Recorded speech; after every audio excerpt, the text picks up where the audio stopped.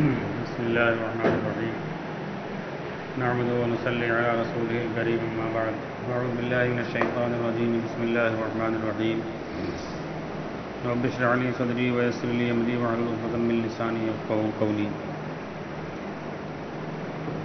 میرے محترم بزرگوں ساتھیوں، دنیا میں انسان کے لیے سب سے بڑا مسئلہ ہے ایمان کا، دنیا میں بھی اور آخرت میں بھی. لیکن آج تک جن کو ہم نے اپنا رہبر اور بڑا بنا، انہوں نے یہ نہیں فائنل کر کے بتلا پائے کوئی کہ ایمان کیا چیز ہے.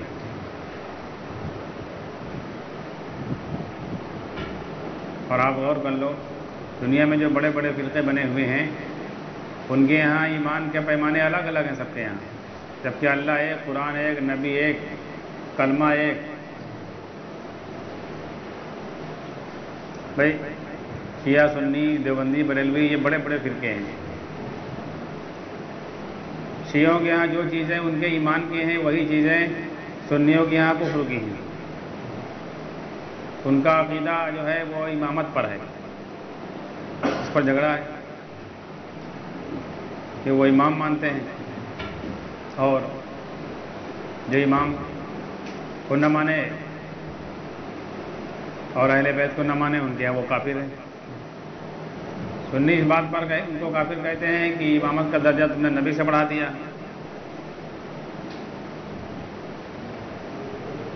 اور اہل بیت کا درجہ بھی زیادہ کر دیا. اس بنیاد پر ان کو کافر کہتے ہیں. اسی طریقے سے سنیوں کے یہاں جو چیزیں ایمان کی ہیں کہ ان پر بغیر ایمان لائے بغیر آدمی ایمان والا نہیں، ان کے نزدیک وہی چیزیں شیعوں کے یہاں کفر کی ہیں.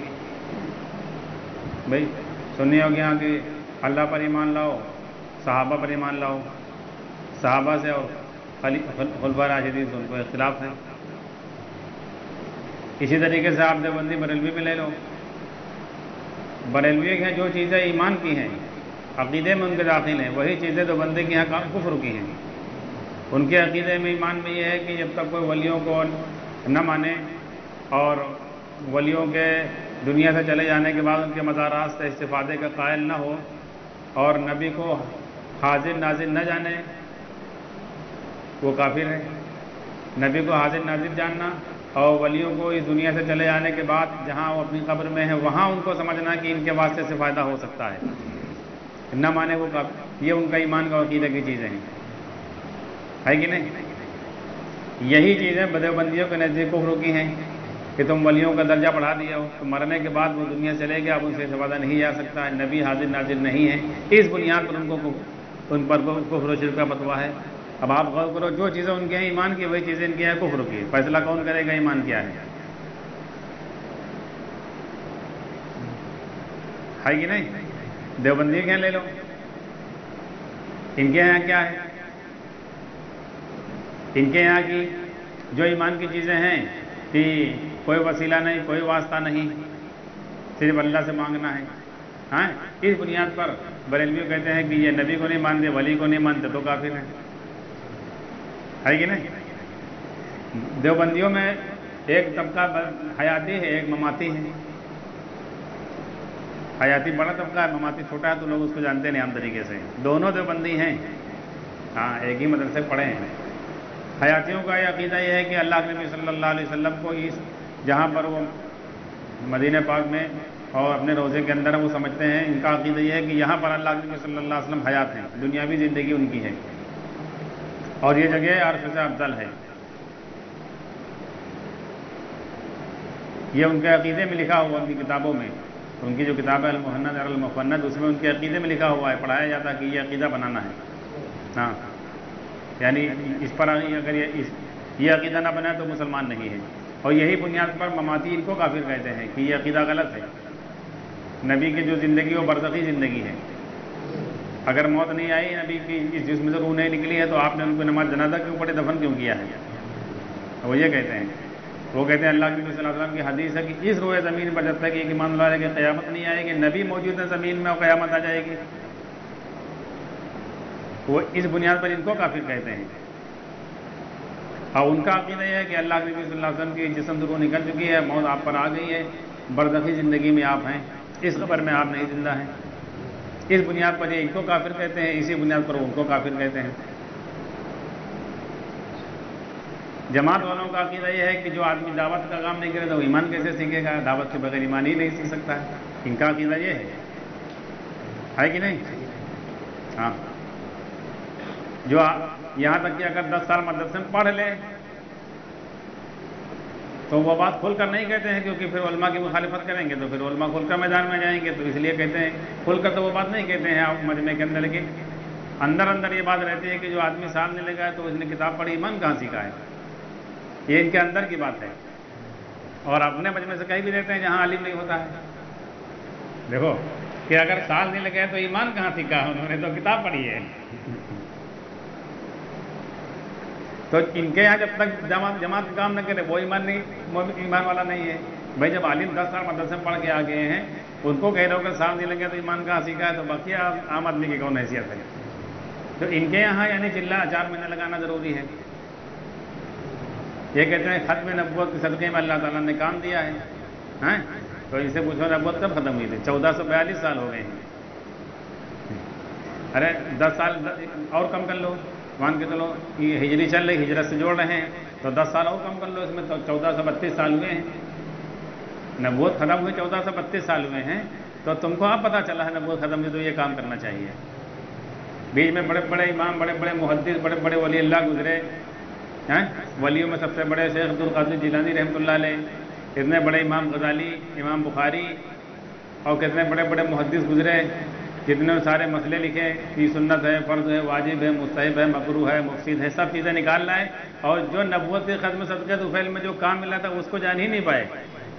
پورے قرآن حدیث ہے، ایک چلہ لگانے کے بعد ان کی سمجھ میں آ گئی بات، ایک چلہ لگا دیا، 4 مہینے لگا لیے، ان کو پتہ چل گیا نبوت ختم ہوئے کام ہونا چاہیے۔ اتنے بڑے محدثین کو نہیں پتہ چل پایا نبوت ختم ہوئے کام ہونا چاہیے۔ جماعت والے کا عقیدہ یہ ہے کہ اگر دعوت کا کام نہیں کر رہا ہے، 4 مہینے نہیں لگا رہا ہے، تو وہ ایمان کیسے سیکھے گا؟ اور مولانا یوسف صاحب کے حوالے سے ایک بات کہتے تھے، حالانکہ مولانا یوسف صاحب کی بات کہیں نہیں لکھی ہوئی ہے، کہ جو 4 مہینے لگا بس کی قبر پر جا کے رو، بغیر ایمان سیکھے چلا گیا۔ تو اب بتاؤ، یہی سب اختلاف پوری دنیا میں ہے کہ جو چیزیں ایک فرقے کے یہاں ایمان اور عقیدہ کی ہیں وہی چیزیں ان کے یہاں کفر کی دوسرے فرقے کے یہاں، تو بتاؤ ہم لوگ کیا کریں گے؟ ہم اس کو ایمان سمجھیں گے، پبلک اس کو سمجھے گی؟ آپ غور کرو۔ ہاں، فرق اتنا ہے کہ آدمی جس فرقے میں پیدا ہوتا ہے، کوئی اگر شیعوں کے پیدا ہوگا تو سمجھ رہا ہے ہم ہی جنت جائیں گے، ہم ہی حق پر ہیں، باقی سب غلط ہے، کیونکہ اہل بیت کے اصل ماننے والے ہم لوگ ہیں اور امام کے ماننے والے ہیں۔ کوئی سنیوں کے پیدا ہوگا تو سمجھتا ہے ہم اصل ہیں، سنی ہیں، ہم جنت جائیں گے، ہم حق پر، باقی سب غلط ہیں۔ اور اس میں بھی ایک اہل سنت والجماعت ہے اور ایک اہل سنت و جماعت ہے، 2 ہیں۔ سنی سب کہتے ہیں اپنے کو، لیکن 2 ہیں، ایک اہل سنت والجماعت، ایک اہل سنت و جماعت۔ اور اگر کوئی دیوبندی کے پیدا ہو گیا تو وہ سمجھتا ہے کہ ہم ہی صرف اہل حق ہیں اور ہم جنت میں صرف جائیں گے۔ کوئی مماثی کے پیدا ہوگا تو وہ سمجھتا ہے ہم اہل حق ہیں، ہم جنت میں جائیں گے۔ کوئی جماعتی کے پیدا ہو سمجھتا ہے کہ ہدایت پر صرف ہم ہیں۔ جس فرقے میں پیدا ہوا وہ اپنے کو حق پر سمجھتا ہے۔ مین بات یہ ہے۔ اب اگر یہ دیکھو گے کہ جتنی چیزیں یہ اس زمانے میں لوگ بتلا رہے ہیں، اللہ کے نبی صلی اللہ علیہ وسلم نے قرآن کی ان چیزوں کو ایمان کہا ہے، تو ہم لوگ تو یہیں پھنسے ہوئے ہیں۔ اب بتاؤ عام پبلک جو ہے، ہم لوگ کس کے پیچھے چلیں گے، کس کو سمجھیں گے؟ جب یہ لوگ فیصلہ نہیں کر پائے آج تک ایمان کیا ہے، عقیدہ کی چیز کیا ہے، تو ہم لوگ کس کے پیچھے چلیں گے، کیا کریں گے؟ اور اصل جو ایمان ہے، جو کلمہ ایمان کا لا الہ الا اللہ محمد رسول اللہ، اصل و قرآن جس کو ایمان سمجھا رہا ہے، اصل جو اس کو سرسری لے رہے ہیں، وہ ایک ایسی چیز ہے بغیر سیکھے اس کو دعویٰ کر رہے ہیں۔ بھائی آپ دیکھو دنیا میں جیسے ہندوستان میں ہے، سب سے ایک اندازے کے مطابق سب سے زیادہ IAS PCS ہندوستان میں ہے۔ یورپ کے ملکوں میں سب سے زیادہ ڈاکٹر، انجینئر اور سائنسٹک سب سے زیادہ وہاں پیدا ہو رہے ہیں۔ افریقہ اور عرب ممالک میں ان چیزوں کی کمی ہے، نہ وہاں زیادہ ڈاکٹر ہیں، نہ زیادہ انجینئر ہیں، نہ زیادہ سائنسٹک ہیں، کاہے نہیں وہاں۔ کیونکہ وہاں اس کے کالجز نہیں زیادہ، اس کی پڑھائی نہیں، اس کی محنت نہیں. یورپ ملکوں میں، ہمارے ملک میں اس کے کالج ہیں، اس کی پڑھائی، اس کی محنت ہے، اس وجہ سے یہ ہیں. اور ایسا نہیں کہ یورپ ملکوں میں سب کالج بند کر دیے گئے ہیں کہ وہ دعویٰ کر رہے ہیں کہ صاحب ہم کو پڑھنے کی کیا ضرورت. ارے ہم لوگ تو سب پیدائشی پڑھے لکھے ہیں. کوئی اگر آئی ایس ہے اور اس کی بیوی مان کے چلو آئی ایس ہے تو کوئی یہ نہیں کہتا ہے ان کے گھر میں بچہ پیدا ہونے والا کہ ہم کو پڑھنے کی کیا ضرورت. بھیا ہمارے ابا آئی ایس ہے، ہماری اماں آئی ایس ہے، تو ہم کو پڑھنے کی ضرورت، ہم تو آئی ایس پیدا ہوئے ہیں، آئی ایس کے گھر میں پیدا ہوئے ہیں. کوئی کہتا ہے کسی کے ابا ڈاکٹر ہیں اور اماں ڈاکٹر ہیں تو کوئی کہتا ہے کہ ہم کو پڑھنے کے ڈاکٹر کی کیا ضرورت، ہمارے ابا ڈاکٹر، ہماری اماں ڈاکٹر، ہمارے دادا بھی ڈاکٹر تھے تو ہم کہیں ڈاکٹری پڑھیں.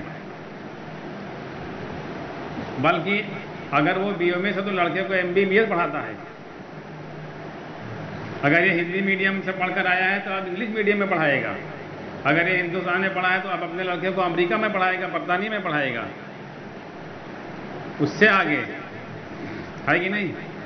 حالانکہ خود آئی ایس ہے، بیوی آئی ایس ہے، تو آپ لڑکے کو پڑھانے کی کیا ضرورت ہے؟ خالی بتا دو، اتنے کافی ہے. دنیا میں جتنی بھی چیزیں ہیں سب لائن میں آپ دیکھ لو. ایک اندازے کے مطابق ہندوستان میں ہر سال 1 لاکھ عالم نکل رہے ہیں. تو کاہے نکل رہے ہیں؟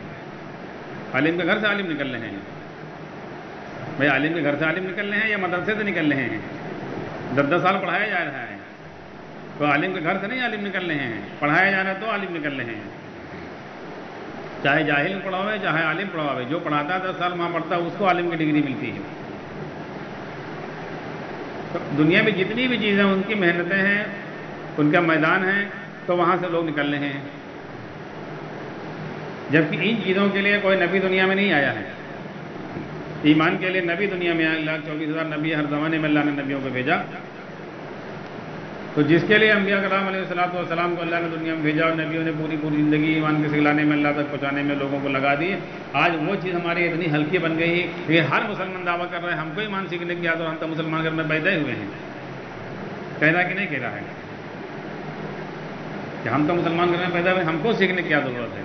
چلو ٹھیک ہے، اگر تم مسلمان گھر میں پیدا ہوئے ہو تو پھر جو مسلمان گھر میں نہیں پیدا ہوئے تو پھر اس کا کیا مسئلہ کیا ہوگا؟ یعنی جو مسلمان گھر میں پیدا ہو جائے اتنی بڑی چیز اس کو فری میں مل جائے گی، اور جو کافر کے گھر میں پیدا ہو، عیسائی، یہودی، بودھسٹ، ہندو کے یہاں پیدا ہو، وہ سیکھے گا. اس کے سیکھنے کا پھر پیمانہ کیا ہے بتاؤ؟ اور اگر تم یہ دعویٰ کر رہے ہو ہم ایمان والے گھر میں پیدا ہوئے ہیں، الحمدللہ ہم کو اللہ نے ایمان دے دیا ہے، تو آپ پھر ان لوگوں پر محنت کرو جن کو اللہ نے ایمان نہیں دیا ہے. ورنہ وہ قیامت میں اللہ سے کہہ سکتے ہیں کہ اللہ تعالیٰ اس میں ہماری کیا غلطی، آپ نے ان کو ایمان دیا. وہ کہتے ہیں دنیا میں، بھائی دنیا میں جماعت والے ہی تو کہتے ہیں. یہاں سے اپنی بات شروع کرتے ہیں الحمدللہ اللہ نے ہم کو ایمان دیا ہے. تو جب ان کو ایمان دے دیا، جن کو نہیں دیا وہ اللہ سے کہہ سکتے ہیں کہ اللہ تعالیٰ نے ہم کو دیا ہی نہیں، آپ نے جن کو دیا تو ان سے حساب لو. ہم کو کیا ایمان دیا تھا؟ یا تو اللہ ہم کو دو. آپ میں ان کو وہاں دیا تھا، ہم کو یہاں دے تو لاؤ، تو ہم جنت چلے جائیں. بھائی آپ نے تو دیا ہے ہم کو. بھائی گورنمنٹ نے جیسے راشن کارڈ بنوائے ہیں، جن کے پاس جو غریبی ریکھا والے ہیں تو ان کے پاس غریبی والا راشن کارڈ بنا ہوا ہے تو سب کو مل رہا ہے. تو اب ان کو غلہ مل رہا ہے کہ نہیں مل رہا؟ اب کسی کا نہ ملے اگر تو وہ پردھان سے کہے گا بھیا ہمارا پردھان صاحب ہمارا بنوائے بھی نہیں کہ آپ راشن کارڈ بنواؤ تب تو ہم کا غلہ ملے. تو یہ ایک دھوکے کی چیز ہے. ہاں، ایمان سیکھنے کی چیز ہے. ایمان کے لیے ہم لوگ ایک مثال دیتے ہیں اور وہ حدیث کے بھی ہے کہ جب حضرت موسیٰ علیہ السلام نے اللہ تعالیٰ سے کہا کہ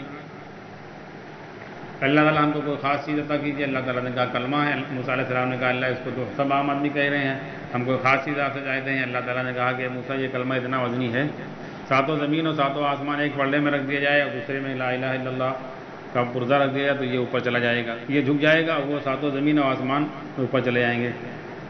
اب 7 زمین اور 7 آسمان کتنا وزندار ہیں، کتنی بڑی زمین ہے، اس میں کتنے بڑے بڑے پہاڑ ہیں، کتنی بڑی بڑی فیکٹریاں ہیں، ریل گاڑیاں، ہوائی جہاز ہیں، کتنے بڑے بڑے سمندر، تالاب، اور پھر آسمان کتنا بڑا، اس کے درمیان کی چیزیں، اس میں سے فرشتے بھی آ گئے، اتنے بڑے بڑے فرشتے. یہ سب اتنی بھاری بھاری چیزیں ایک طرف رکھ دیا ایک طرف کلمہ، تو کلمے والا پڑھنا جھک جائے گا. اتنا وزنی کلمہ ہے تو کلمہ تو وزنی ہی ہے، چاہے جہاں رکھا جائے اس کا وزن تو وہی رہے گا کہ جب ترازو میں رکھو گے تبھی اتنا وزنی ہوگا، باقی رکھو تو ہلکا ہی رہے گا. بھائی وزندار کوئی چیز ہے جیسے JCB ہے، اس کا جو پاور ہے تو وہ چاہے جس چیز میں لگا دو اتنی طاقت دکھلائے گی، وہ چاہے مکان گراؤ، چاہے پیڑ گراؤ، چاہے ہاتھی کا گراؤ، چاہے گڈھا کھودو، چاہے ٹرین کا کھینچو، وہ تو اپنی طاقت اتنی دکھلائے گی، اس کی طاقت جتنی ہے، چاہے جہاں اس کو استعمال کرو۔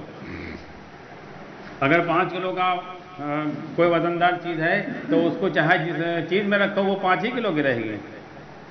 اگر مان کے چلو ابھی 1.5 کنٹل کی کوئی چیز ہے تو اس کو چاہے جہاں رکھ دو، اتنا ہی وزن تو اس کا رہے گا۔ تو جب ترازو میں رکھا کہ اتنا وزنی ہے، اب اگر ہمارے دل میں ہوگا تو کیا ہلکا ہو جائے گا؟ غور کرو۔